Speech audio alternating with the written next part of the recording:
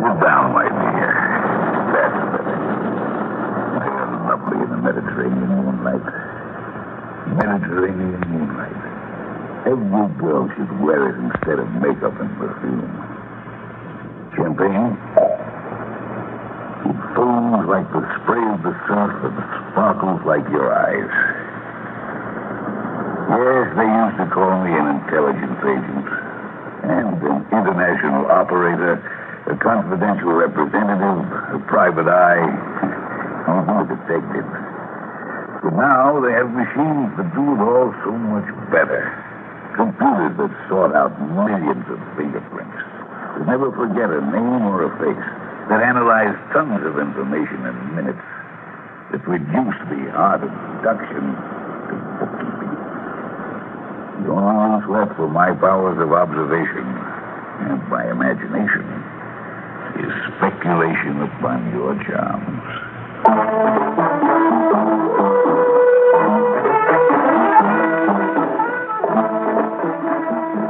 Theater 5 presents A Caller at Midnight.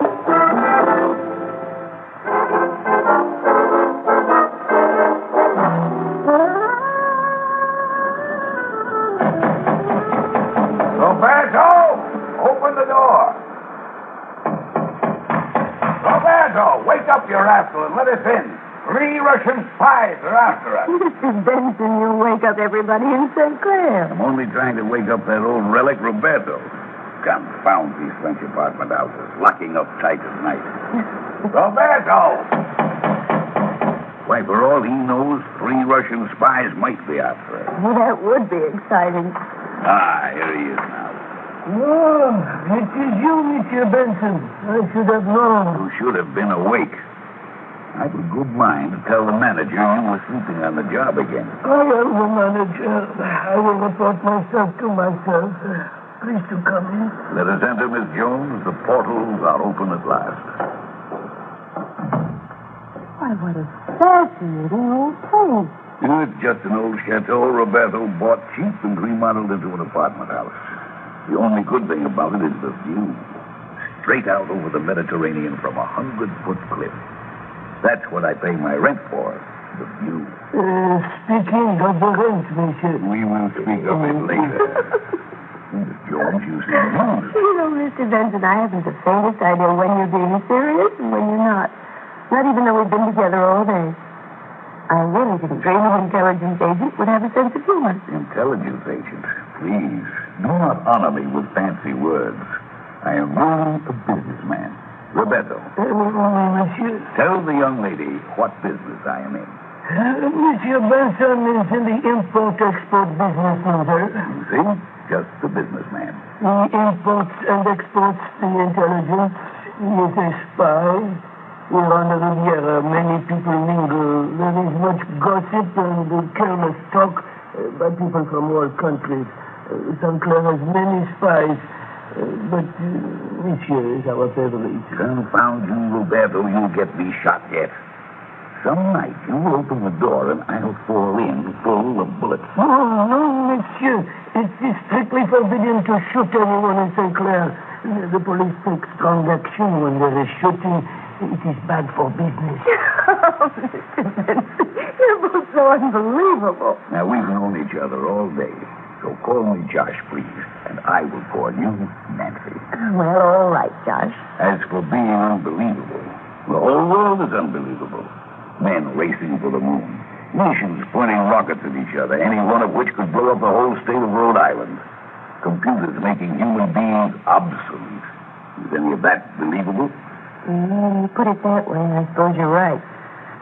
Still, we have business to finish up. That I'm getting paid for.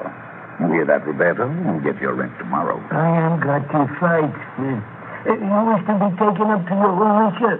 Or shall I have Pierre bring you drinks first? Oh, dear, I hope I'm not a bad influence on your reputation, Mr. Benson. No reputation is safe from the reflections of a continental mind, Miss Jones. Roberto, you have the wrong idea. This young lady is a reporter. Her name is Miss Nancy Jones. She's from an American magazine, and her magazine is paying me to give her a story about how a freelance agent operates today. Mm-hmm. That is all. A-L-L. In English, all. Of course, monsieur. She is also very pretty, and there will be a moon later tonight on the Mediterranean. I will send up the drinks presently, then. Please to enter the elevator. Mr. Benson. Mr. Benson. That's because of the moonlight.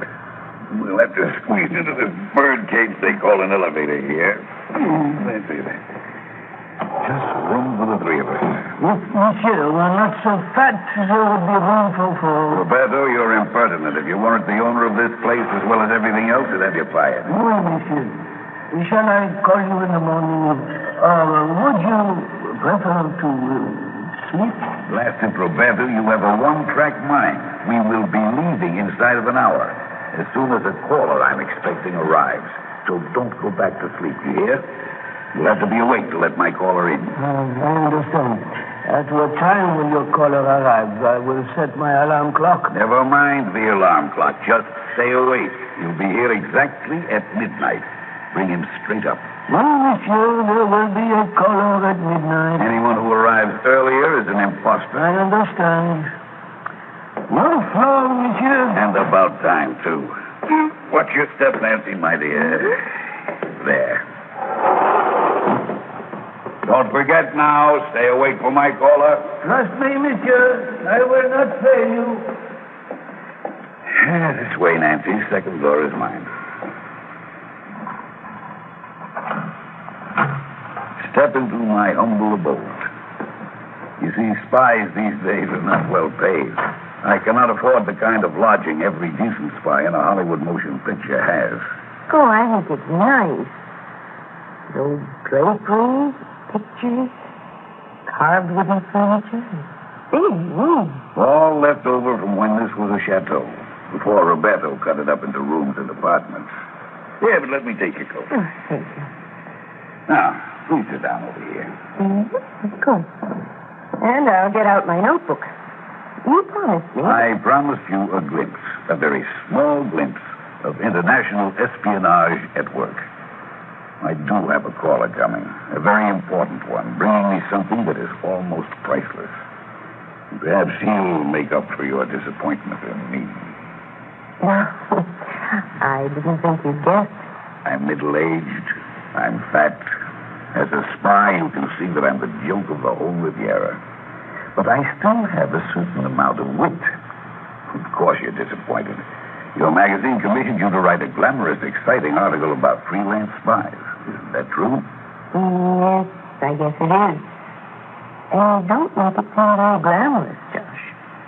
Not even very exciting. Truth is truth. We freelancers are reduced now to listening for gossip in the gambling casinos, to grubbing for pennies. Giant computers are taking over our work. Facts are fed into thinking machines in the world capitals, and the conclusion disgorged in seconds. You do make it sound so humdrum. Oh, but surely you're exaggerating. There must be some excitement, some danger. Yes, a little. Smuggling microfilms out of hostile countries now. Machines can't do that yet. I suppose I ought to make a confession, Josh. Oh, let me guess it. You expected Josh Benson, spy, unattached, to be suave, dashing, handsome, expert at dodging daggers or dallying with divorcees. Oh, yes, I'm afraid I did.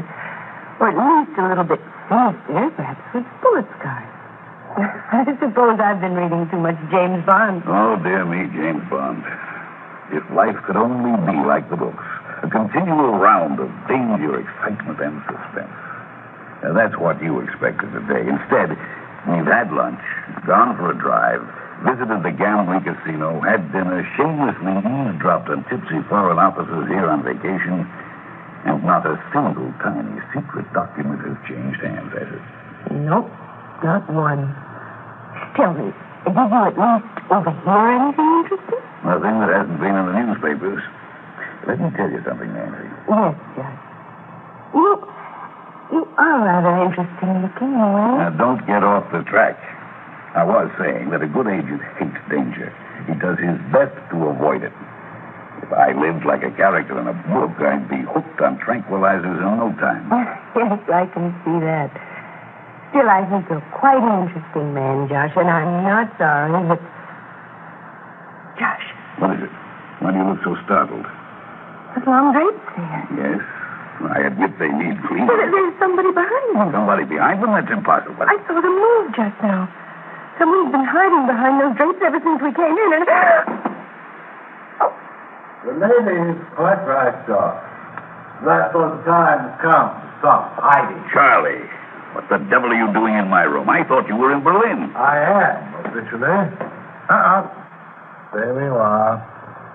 Put up your hands, Josh. That's better.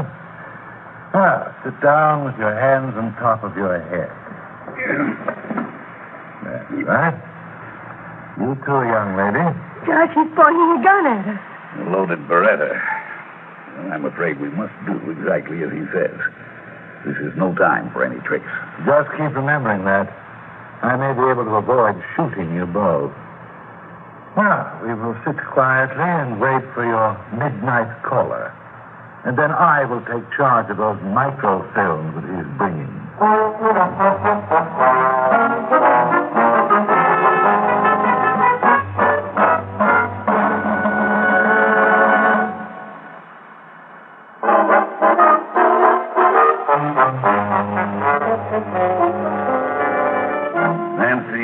I apologize. I don't understand. This thin-faced gentleman pointing his gun at us is quite capable of using it. I apologize for leading you into danger. But you kept saying there was no danger today. A slight exaggeration. Charlie here is a renegade of the old school who will work for anyone and enjoys killing if he can get away with it. And thank you for the character reference, Josh. But this time I won't kill either of you if I get those microfilms without any trouble from you. Microfilms? Well, it used to be secret documents. Nowadays, microfilms are easier to smuggle through customs. And these particular microfilms, my dear young lady, are rather unusual. They're rumored to show some new and interesting military installations and supply dumps in the most picturesque and strategic part of the world. The governments have spent millions without obtaining this priceless information. But you see, it has a price to me. Charlie, I would certainly like to know how you know so much. You're getting old and clumsy, Josh. This meeting tonight, I knew of it 2 days ago. You know, you used to be much more clever. Maybe so, but how the devil did you get into this room? Oh, off the balcony, I suppose. Confounded thing's a relic of the old days and goes past the windows of the next apartment. That's empty, so I suppose you slipped in there, came along the balcony, and climbed in my window, didn't you? No. As a matter of fact, I didn't know about the balcony. Would have saved me some trouble. I picked your lock a few hours ago. Believe me, Charlie, I'm not going to forget this. You may not get the chance to. Put your hands back on the top of your head. Oh, don't be so suspicious. We have a bit of a wait, and I'd like a cigarette. Stand up and turn around. Yeah. Stand up. I'm interested in finding a strip of microfilm worth $1 million. Now, I wonder if you could possibly have it already. Oh, you're such an optimist, Charlie. Did anyone give me anything today, Nancy? No, nothing. Nothing at all. Pretty women make the best liars. Here, let me check your wallet. Bills, cards, you can have the money back. I'll keep this wallet and examine the lining later. Thank you for the money, Charlie. I need it for the rent. Nothing in your pockets but cigarettes and a handkerchief. No gun. Oh, yes. You never did carry one, did you, Josh? I rely upon my wits. Guns sometimes backfire. Your wits? You're a clown, Josh. All right, I'll keep the cigarettes. Microfilm can be rolled inside of a tube of cigarette paper. I was afraid you'd think of that. I won't search the young lady because I've had the two of you watched all day, and my men didn't see either of you receive anything. Still, luncheon, dinner, drinks, and gambling. Josh, you're a great talker, but whoever engaged you to receive those microfilms was a fool. I'm beginning to think so myself. May I sit down? Yes, sit down. Now then, we'll all wait for your midnight caller, whoever he is, and when he comes... You will shoot us, I suppose. No, not if you simply accept the microfilm and then send him away. I'll simply tie you up and you'll be released in the morning. That's very good of you. Well, it seems we may spend the night together after all, Nancy, my dear. Because Charlie is obviously in control of the situation. Monsieur Benson. Who's that, Josh? It can't be your caller. It's only 11:30. The gendarmes, of course. The police? You're lying. You'll see, Charlie, that I'm not a complete fool. I asked the chief to send 2 gendarmes to guard me tonight until the microfilm was safe. He was glad to do so. You know the official attitude toward violence here in San Clair. It's bad for business. Monsieur, are you there? What are you going to do, Charlie? If I let them in and you start shooting, they'll shoot back. And if I don't let them in, they have orders to break down the door. You can't get away. Oh, but I can. The balcony. I'll hide out there on the balcony. I'll keep you covered through the window. So open the door and send them away.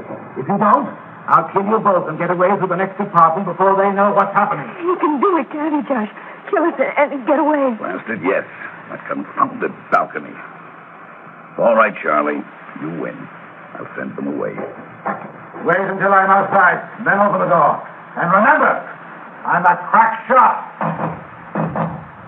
Monsieur Benson, is anything wrong? Coming. Don't knock the door down.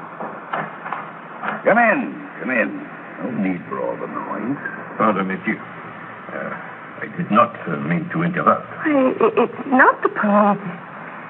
Just a waiter. Neither. Earlier today, monsieur ordered me to bring champagne after he returned. I am but doing so. I will set it here. Now to open. Now, I will leave monsieur under. Wait, Pierre. For you. 1 whole franc note. Don't spend it all on luxury. I will take utmost care of it, monsieur. For me? Well, for once the service was on time. Champagne. A vintage here. You like it. Josh, how can you be so casual? That man is still out on the balcony. He may shoot us. I don't think he will. But if he does, we are now expendable. The microfilm he wants so desperately is safely on its way again. I don't understand. Oh, my dear, you must forgive me. I've been using you. Using? Our conference today, our lunch and dinner together. I arranged it for today for a very special purpose. Did? What purpose? You were to be my screen. No one seeing me dining with a beautiful girl would think I was engaged in important business. Remember at the cafe when the waiter brought me a tray full of franc notes for change? Well, yes. Yes, I do. One of those franc notes was the same note I just gave Pierre. The waiter in the cafe, myself, Pierre the waiter here, we are only links in the chain that will get that microfilm to the proper people. But you kept saying caller would arrive at midnight. Simple misdirection, my dear. I also said the caller would bring the microfilm. That was to make sure no one attacked me for it sooner. Actually, I've had it all afternoon. That franc note had been split open. The strip of film placed inside, the note glued together again. Oh, of course. I think I see now why you talk so much and seem so foolish. People do not take me so seriously when I play the clown. But sometimes I show a little cleverness, do I not? Well, I think you're wonderful. But that man on the balcony will be desperate. Now he'll shoot. I doubt it. Let us both see him. The moon is rising. See the Mediterranean so far below. Hear the waves beating on the rocks. But... Yes, my dear. But the balcony. I mean, there isn't any balcony. Champagne, my dear.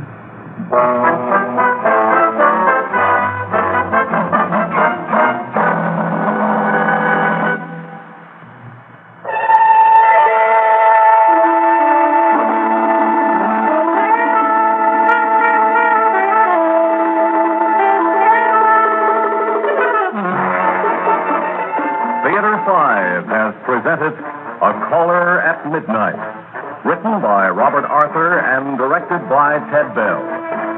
In the cast, Jackson Beck, Mitzi Gould, Gilbert Mack, and Ivor Francis.